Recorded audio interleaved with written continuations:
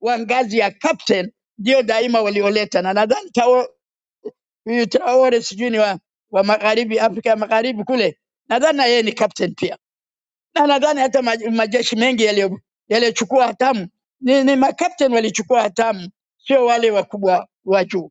Kwa hiyo mimi na hakika Mwenyezi Mungu kuna kitu anatuonyesha, Mwenyezi Mungu anatujengea kwa njia ya vijana hao ambao ni makamanda jasiri, hawakuogopa kutamka, whether ni binadamu halisi. Kama umeona sanamu inaongea, maana yake naweza kusema labda ni picha ya mtu, lakini picha ya Tesha niliyoangalia ni sanamu inayopumua. Kwa hiyo ni sanamu inayoishi, iliyo hai. Kwa hiyo kuna mtu fulani, hata kama sio jina lake hilo la Tesha, mimi naamini kabisa kuna mtu mmoja ndani ya uniform ya jeshi ametoa kauli, ametupa Watanzania matumaini, na ninaamini kabisa mpaka mtu ambaye hamwamini kwamba ni Tesha hai, basi aniletee ushahidi kwamba sio Tesha aliye hai. Mwenyezi Mungu awabariki, kuinua hali ya maisha ya kila mtu na kila mtu aweze kupata huduma hizo. Kama watu wachache wanaishi maisha ya fahari na watu walio wengi hawapati hata mahitaji yao ya lazima, hatutaweza kudumisha amani na utulivu nchini mwetu. Ni muhimu sana kwa chama chetu na serikali zake kulizingatia jambo hili kwa makini. Nimeshamwambia mkuu wa majeshi mara nyingi, na nimewaambia, sikuficha kwamba nimemwandikia, nikamwambia nchi yetu iko hatarini, nchi hii ilijengwa. Majeshi yetu ni kati ya watu ambao wameumia sana katika kufikisha nchi yetu kwa nchi ya amani. Nashukuru sasa, nina hakika mkuu wa majeshi amemsikiliza huyo kamanda. Mimi sina hakika ni wakweli si wakweli, whether ni wakweli au si kweli, mimi sijali. Mimi nimeona nyota za jeshi letu, nyota 3 kwenye nguo zake rasmi za kijeshi. Nimeona kauli yake. Si kazi yangu kupekua, kwa sababu sina hata mahali pa kupekua, lakini kazi yangu ni kutafakarisha Watanzania, hasa baada ya kuonywa miaka karibu 30 na Mwalimu Nyerere, miaka takriban 30 na kidogo zaidi, mwaka 90, ni zaidi ya miaka 30. Mwalimu ametuonya. Sasa ni rais gani huyu ambaye anakuwa kilio cha watu wake, hadi sauti ya watu wake, hatambui kwamba nchi inataka mabadiliko na dalili za mabadiliko hazijui? Aina gani huyu? Kwa hiyo sasa mimi naamini na mimi sijali kama nilivyosema whether captain ni wa kweli si wa kweli. Mimi naamini ni wa kweli, na ninategemea jeshi litoke hadharani ili sisi Watanzania tujue aliyetoka si mwanajeshi, au tujue kwamba na mkuu wa majeshi haungani na sisi, tujue kwamba haungani na sisi yeye mwenyewe, kwa sababu huyu mmoja angalau amejitoa na amesema amechoka. Yeye amesema amechoka. Na kwa Watanzania msiojua, katika nchi ambazo mabadiliko mara nyingi yametokea, nendeni kwenye historia, mnaweza kugugo tu, walioleta mabadiliko daima ni maaskari wenye cheo cha captain, na sababu inajulikana. Sababu ni kwamba Mkunda sijui na nani na wenzake wote wa chini yake, wale wote wanaishi kwa hisani. Mkunda na wenzake wote wanaishi kwa hisani, na ndio maana waliokuwepo pale kwenye wakuu, wale makamanda wakubwa wote, akawaambia nitawatafutia hela, na hata kesho kutwa watakapoanza kuwekwa barabarani, hawa wakubwa ndio zile pesa zinatumika kwa kawaida kwa ajili ya hawa wakubwa. Hawa kina captain wao ndio watekelezaji, lakini kiasi gani kinamegwa kwao?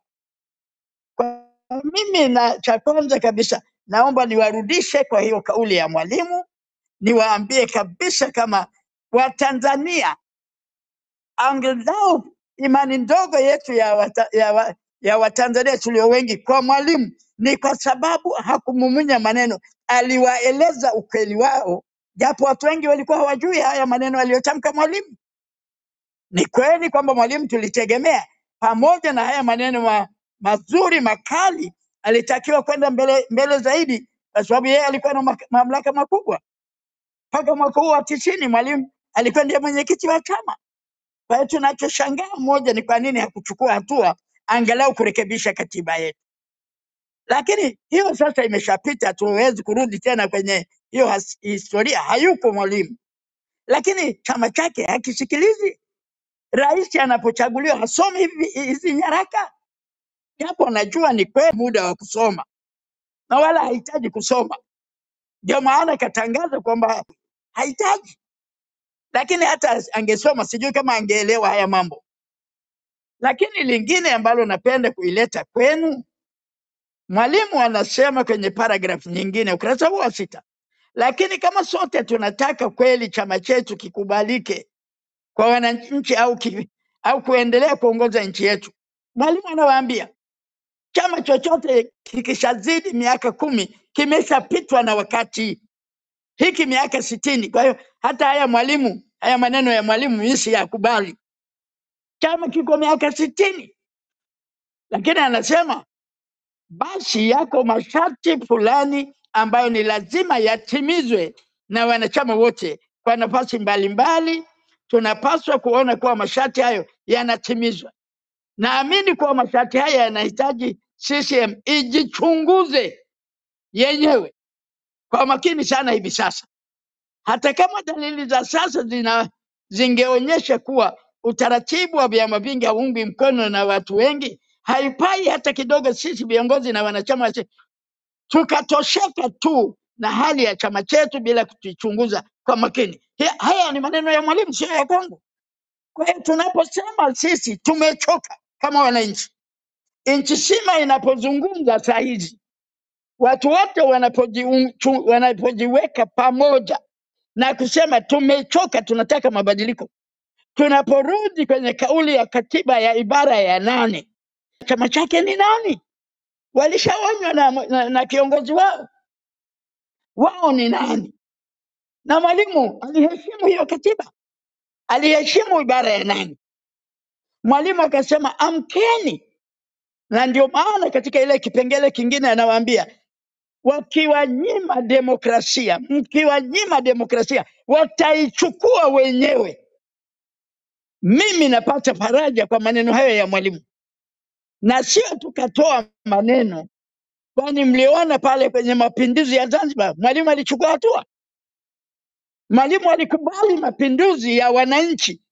Sasa leo akitokea huyu kapteni wetu, Kapteni Tesha akitokea, wakati wameomba na wao, kwa sababu wao ni sehemu ya jamii ya Tanzania. Kina Kapteni Tesha wanaangalia wananchi wanavyohangaika.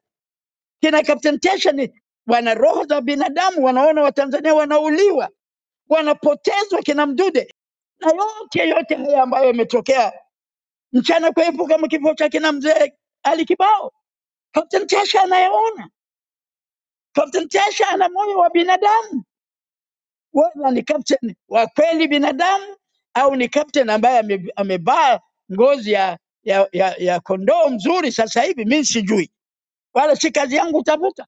Lakini mimi najua kuna mtu amesimama, amepiga yowe, anawapa matumaini wa Tanzania, anawaambia Watanzania tusisubiri kitu. Haya mambo ambayo tunazungumza yatapeleka taifa hili pabaya. Mimi nilipokuwa ubalozini nimekaa na balozi, actually sio balozi, ni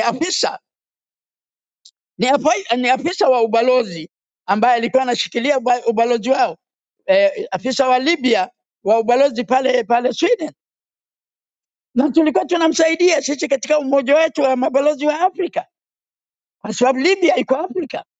Kwa hiyo najua mapambano ya ndani ambayo Libya inapata. Kapteni anajua kwamba nchi ikiachiwa namna hii kuirudisha Libya tangu Gaddafi ameondolewa. Leo ni mwaka wa ngapi? Wataingia na majeshi mengine ya watu wenye interest na madini ya Tanzania, wakati sisi tunavurugana hapa ndani. Lakini kuna watu watakuja hapa, watabeba madini yetu, watabeba dhahabu zetu, watabeba Tanzanite yetu ambayo ndio nchi pekee inatoa Tanzanite. Kwa hiyo mimi namshukuru kama amejitokeza tena kutoa onyo. Kwanza Captain Tesha ametoa onyo, anafungua macho ya kwamba wananchi wanapiga kelele, wanahitaji kusikika. Asiende kutisha sasa hao wanaoitwa kina Captain Tesha kule jeshini, asianze kuwatisha. Akiwatisha na hakika ndio anaharakisha hicho ambacho kinatamkwa. Akienda kuwatisha ndio ataharakisha kile ambacho anataka kukizuia. Na mimi kwa upande mwingine najua kwamba pale ambapo kifo kinakaribia, mtu yeyote anayekaribia kufa anang'ang'ania, anajikaza, anajitutumua hata kama hawezi hicho kitu. Ndio anachofanya sasa. Saa hizi anapanda mlima Kilimanjaro japo hawezi na anajua hawezi, lakini ndio anajionyesha kwamba ndio wakati wake wa kupanda Kilimanjaro. Saa hizi ilikuwa ni wakati wa kuita vyombo vya dola, jamani, hebu wote tukae pamoja, hebu tuweke watu wenye busara katika nchi hii pamoja, hebu tuone tutaokoaje hii ajali katika nchi yetu, tutaepushaje hii balaa ambayo inataka kuiondoa kwenye ramani ya nchi zenye amani katika Afrika. Tukae pamoja tuone tutafanyaje. Maana yake kichwani kwake anabeba chungu ambacho hakina kitu ndani ya hicho chungu. Mtu yeyote mwenye kujali nchi yake anajua kwamba nchi hakuna kitu kinashindana na nguvu ya umma, anatafuta njia ya kuepusha hayo. Alishaambiwa na Butiku, ameshaambiwa na mzee Warioba, lakini hataki kusikiliza. Labda kajiaminisha kuna Kikwete atamsaidia. Kikwete ni nani? Tulimweka kwenye listi ya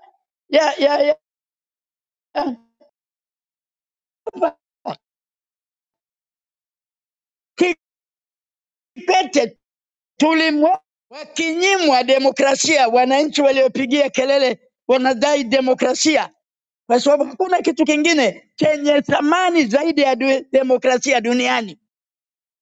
Dunia ya leo hakuna kitu chenye thamani, sio hela, sio madini. Sasa tunahitaji nini? Wananchi ndio sauti ya Mungu. Hatujaambiwa rais wa nchi ni sauti ya Mungu, hatujawahi kufundishwa popote kwamba serikali ni sauti ya Mungu. Sauti ya Mungu daima ni wananchi. Popote duniani sauti ya Mungu ni wananchi.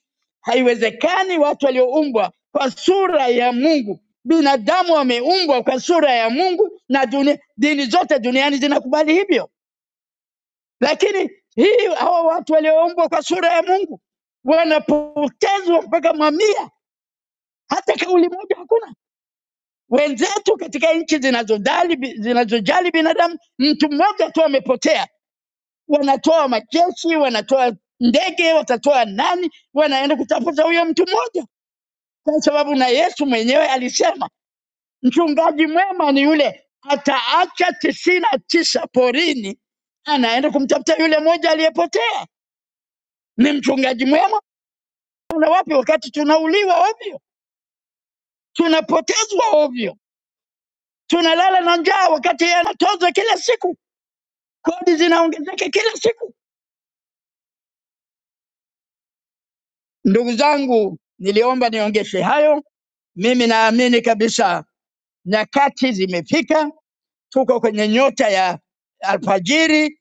Wale ambao wanaojua nyota ya alfajiri wanajua nyota ya alfajiri ikitokeza, matumaini yanaanza kuja kwenye jamii nzima. Kwanza inavyowaka, inaondoa ile giza kali, alafu inawapa watu matumaini mapya ya siku mpya inayokuja. Sisi hilo hatuna. Matumaini yetu ni sisi wenyewe tutakapojitambua Mimi naomba Watanzania tujitambue, nchi yetu tuipiganie. Nchi haiwezi kuja, tulishaambiwa kitu cha thamani hakiletwi kwenye sahani ya dhahabu,